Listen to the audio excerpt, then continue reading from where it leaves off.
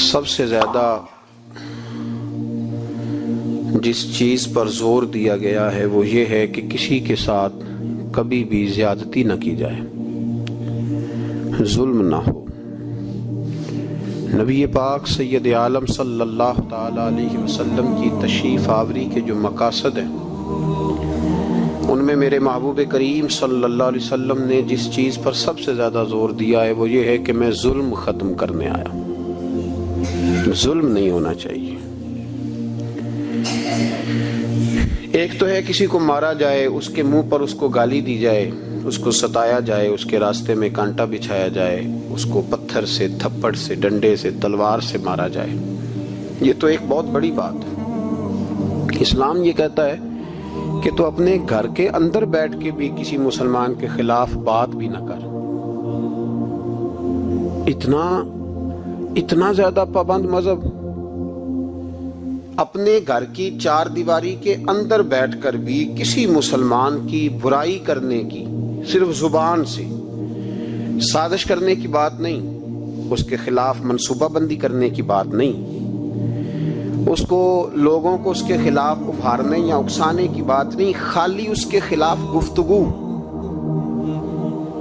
اور وہ والا عیب جو اس میں پایا جاتا ہے،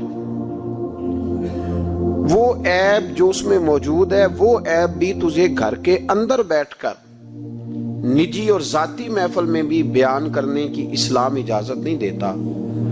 اسلام نے اس کو غیبت کا نام دیا، اور میرے نبی پاک صلی اللہ علیہ وسلم نے فرمایا یہ فعل کہ تو گھر کے اندر بیٹھ کر کسی کی عزت کے بارے میں بات کرے، سمجھ لے تو نے زنا سے بھی برا کام کیا، یہ بدتر ہے زنا سے بھی۔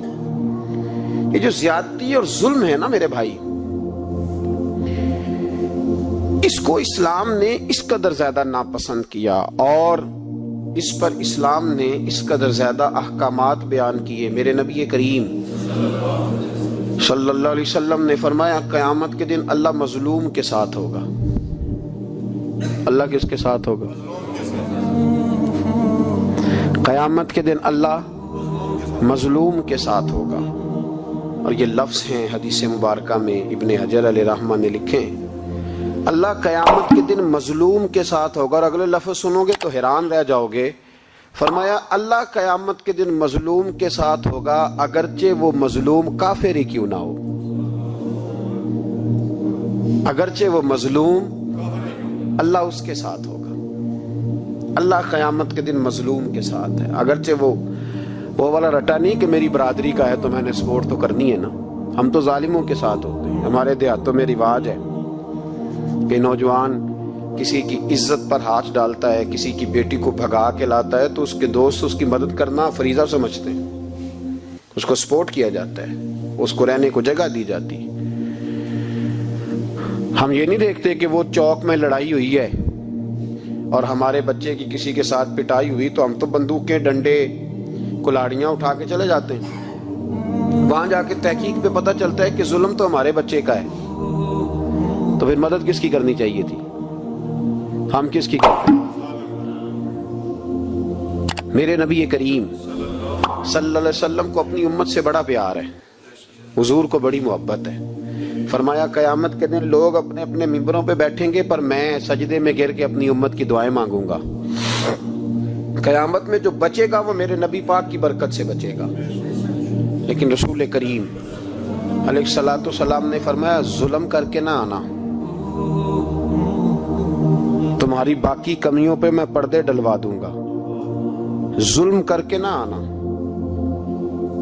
امام بہقی روایت لائے ہیں، محبوب پاک نے فرمایا میرے امتی نے کسی ذمی کافر کے ساتھ اگر زیادتی کی، وہ ٹیکس دیتا تھا، جزیہ دیتا تھا، ذمی کافر تھا، اور میرے امتی نے اگر اس کے ساتھ زیادتی کی تو نبی پاک صلی اللہ علیہ وسلم فرماتے ہیں میں قیامت کے دن اس کافر کے ساتھ مل کر اپنے امتی پر اللہ کی بارگاہ میں مقدمہ دائر کروں گا، میں خود مقدمہ دائر کروں گا۔ یہاں ظلم کی آندھیاں چلتی ہیں، طوفان چلتے ہیں، لوگ دوائیوں میں ظلم بیچتے ہیں، لوگ تعلیم کے نام پر ظلم کرتے ہیں، لوگ خیر کے نام پر ظلم تقسیم کرتے ہیں۔ یہاں اللہ اکبر، ایسے ایسے رنگ دیکھنے کو ملتے ہیں۔ اب بنے گا کیا؟ کیا ہر زینب اسی طرح تڑپ کے چلی جائے گی؟ اس کا رزلٹ کیا نکلے گا؟ ہمارے ہاں تو نمبر گیم چلتی ہے، سیاستدان شعر لکھ کے لاتے ہیں، وہ ٹی وی پہ بیٹھ کے دوسرے کو نیچا دکھانے کی کوشش کرتے ہیں۔ ساری سیاسی جماعتوں کے سربراہوں کو وہاں ہونا چاہیے تھا کہ نہیں ہونا چاہیے تھا؟ کیوں نہیں بولتے آپ لوگ؟ آپ کب بولیں گے؟ ابھی بھی وقت نہیں آیا آپ کے بولنے کا۔ ان کو وہاں ہونا چاہیے تھا کہ نہیں ہونا چاہیے تھا؟ یہ آپ کے نمائندے ہیں، ان کو ہونا چاہیے تھا وہاں۔ میرے نہیں ہیں، اللہ جانتا ہے، ایک بھی نہیں ہے ان میں سے، سوال ہی نہیں پیدا ہوتا۔ ہمارے یہ نمائندے ہوں گے، سوال ہی نہیں پیدا ہوتا۔ ہمارے نمائندے نہیں ہیں، یہ آپ کے بھی نہیں ہیں، یہ کسی کے بھی نہیں ہیں۔ میرے بھائی، نمبرنگ ہو رہی ہے۔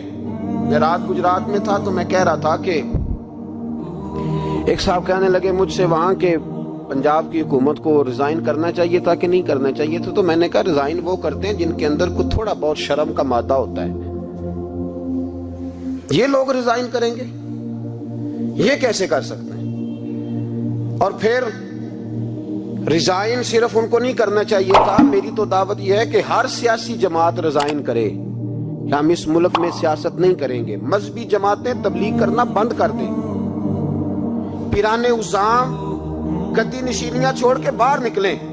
یہ جو ہر چوک اور ہر چوراہے میں لوگ نصیحتوں کا بازار گرم کر کے کھڑے ہیں، یہ چھوڑ دیں۔ کیا اثر ہے تمہاری تبلیغوں کا؟ کیا مل رہا ہے قوم کو؟ تمہاری گدیاں کیا تزکیہ نفس کر رہی ہیں؟ اور ہر اس آدمی پہ مقدمہ ہونا چاہیے جس کے موبائل میں گندی فوٹو ہے۔ ہر وہ آدمی مجرم ہے جو گند دیکھتا ہے، گند آگے تقسیم کرتا ہے۔ ایسے ہی ایک دو آدمی کا نام لگا کے چپ کر گئے ہو، صبح قیامت کے دن اس زینب کے خون کے حساب میں مجھے بھی پوچھا جائے گا اور آپ کو بھی پوچھا جائے گا۔ ہر ایک آدمی دوسرے پہ بوجھ ڈال کے خاموش ہو جاتا ہے۔ حکومت نے غلط کیا، حکومت بنوائی کس نے تھی؟ کس نے ووٹ دیا تھا؟ برابر کے شریک ہیں ان کے جرموں میں جو ان کو ٹھپے لگاتے ہیں، چپ کر جاتے ہو تنقید کر کے۔